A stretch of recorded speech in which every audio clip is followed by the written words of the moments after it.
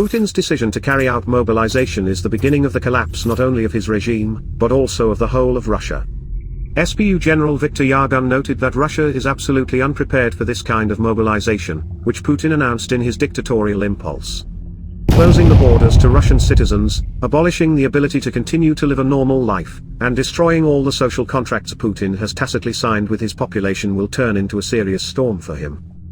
So far, the figure of 300,000 conscripts has been announced, but the order contains a certain clause number 7, which has never been published.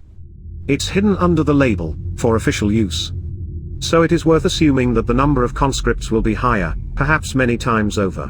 To make an army out of this horde, you need someone to command them. Gathering large numbers of people and sending them to slaughter is not the main thing.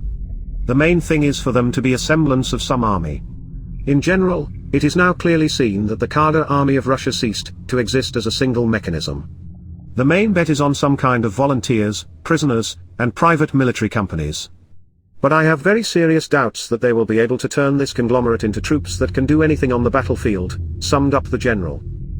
The problem is not even the mobilization, but the fact that the Russian economy is not ready for martial law and for the fact that a huge number of people will have to be ripped out of their usual environment and given to the army. And it won't even be the Pandora's box that Putin opened, but an empty refrigerator. This refrigerator will never close again. We can consider that the battle between the TV and the refrigerator in the Russian Federation is over. On the same day there was an exchange of Viktor Medvedchuk for the defenders of Mariupol, the legendary Azov fighters, including the commanders.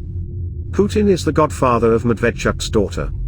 Recently Putin claimed that he would not exchange him for Ukrainian fighters, but he lied, as he always does. It was a slap in the face to all the couch potato patriots in Russia. Judging by the comments on social networks, they are very angry and some have started calling for protests. But this doesn't mean anything. After the next tranche of money or educational work by the FSB, they will continue to praise Putin's government. But the train has moved, there is no stopping it.